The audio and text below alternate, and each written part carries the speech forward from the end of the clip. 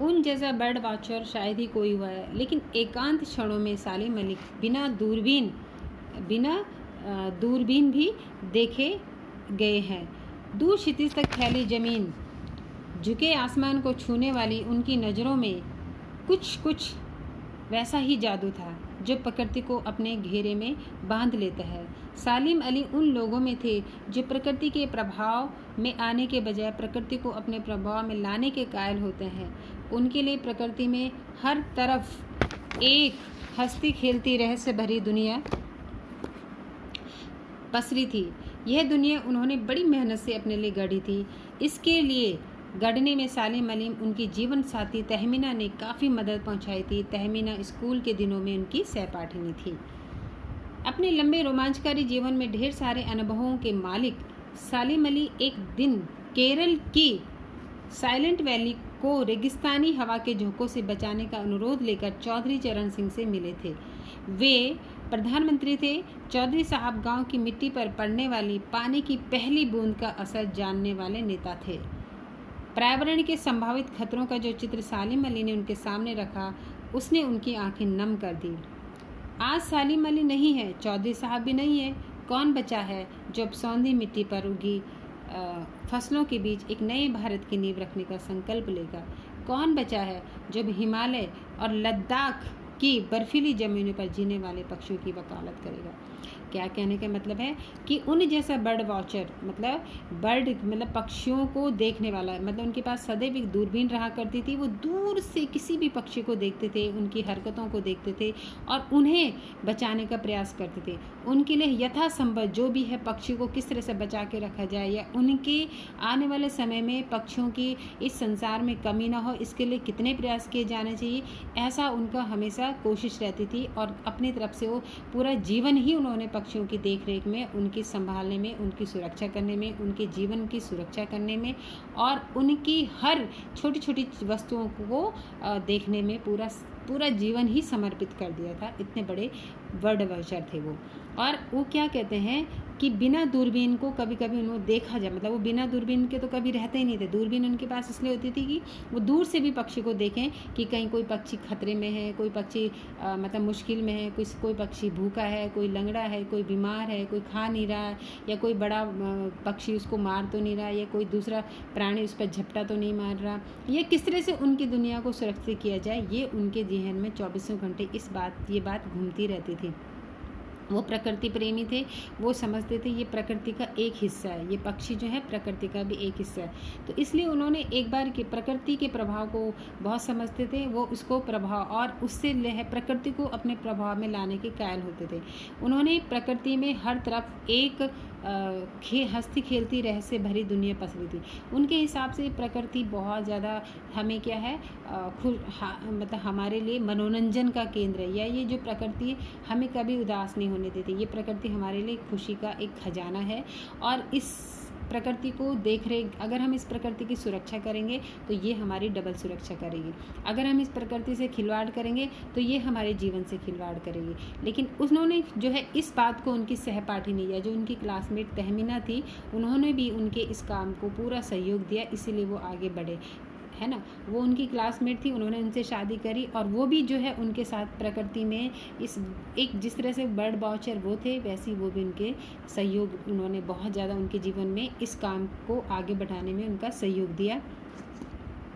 और बहुत सारे उन्होंने जो है चौधरी चरण सिंह जो है वर्तमान समय के जो प्रधानमंत्री थे, उन्होंने कहा था कि जो केरल की जो साइलेंट वैली है उसको बचाने के लिए उन्होंने चौधरी चरण साहब के पास गए थे और कहा था कि जो रेगिस्तान की जो ये बर्फीली जो हवाएं हैं, ये जो मिट्टी जो है तो वो जो यहाँ तक न आए, इस प्रदूषण से जो साइलेंट वैली है जहाँ पर कि पक्षी जो है अपना बसेरा किए रहते हैं, उन्होंने उनसे आग्रह किया था कि कुछ इस तरह से उपचार करें कि ये जो है हमारी जो केरल की जो साइलेंट वैली है वो प्रदूषण से मुक्त हो जाए और जो रेगिस्तान की जो हवाएं हैं उन तक ना पहुँचे, ताकि अगर वो वहाँ पहुँच रही है तो उसको जो है प्रकृति को और प्रभावित करेंगी और प्रदूषण से सारे पक्षी और साइलेंट वैली को जो है नष्ट हो जाएगी। इसलिए उन्होंने आग्रह किया था कि किस तरह से इनकी सुरक्षा की जाए और ऐसे उन्होंने जो है सालिम अली ने जो है चौधरी चरण सिंह के पास ये प्रस्ताव रखा था।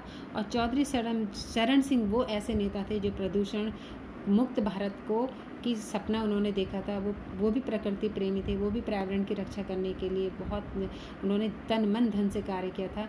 लेकिन आज वो कह रहे हैं ना ही चौधरी चरण सिंह है और ना ही अब सालिम अली है। कौन इस प्रकृति की देखरेख करेगा, कौन इस प्रकृति को प्रदूषण से मुक्त रखेगा? इस तरह से उन्हें चिंता हो रही है। किसको? जाबिर हुसैन को। ठीक है, उसके बाद देखो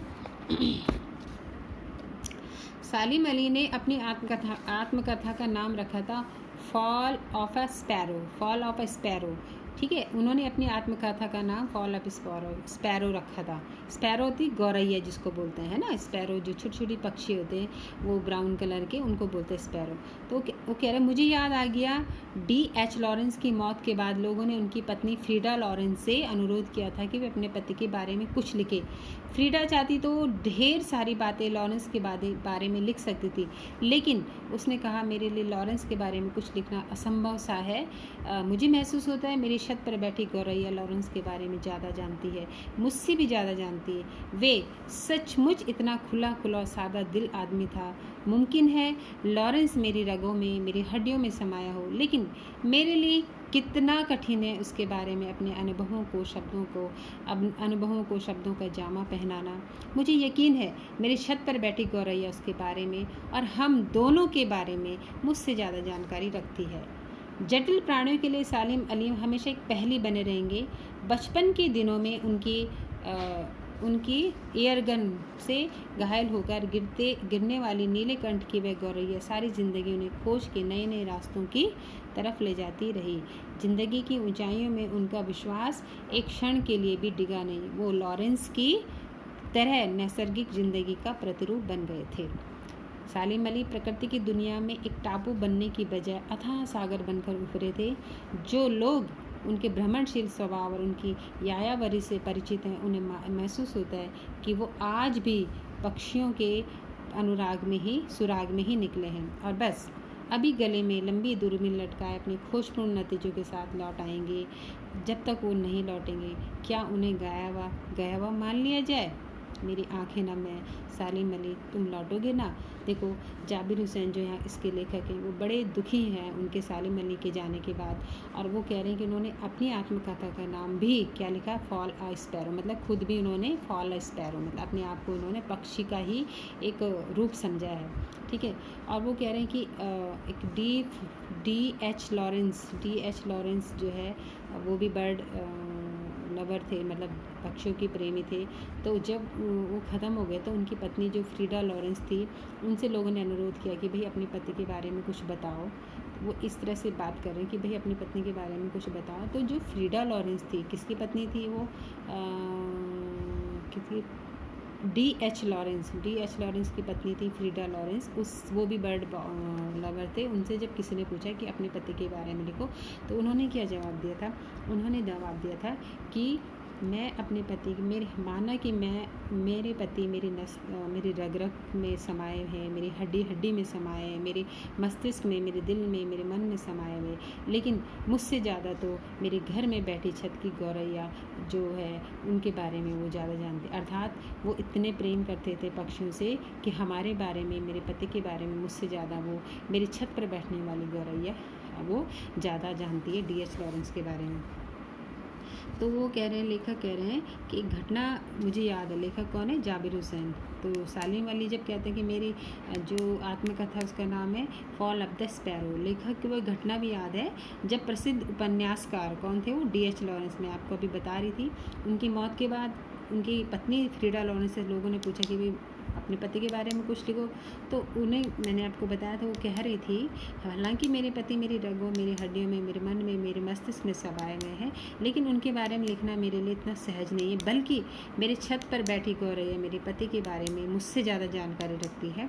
तो इससे क्या मतलब होता है कि जो पक्षी है वो मनुष्य को अच्छी तरह से समझ, जब वो पक्षी प्रेमी जो होते हैं पक्षी उनको बहुत अच्छी तरह से समझते, कभी उनसे डरते नहीं, उनके आसपास ही उनका डेरा होता है, उनके आसपास ही उनका बसेरा होता है। तो इस तरह से जो है सालिम अली की शॉटगन से ये सालिम अली जो है उनको पक्षियों से प्रेम क्यों हुआ था, क्योंकि एक बार बचपन में शॉटगन से एक गौरैया उनके गन से घायल होकर गिर गई थी। तभी से वो पक्षियों की दुनिया में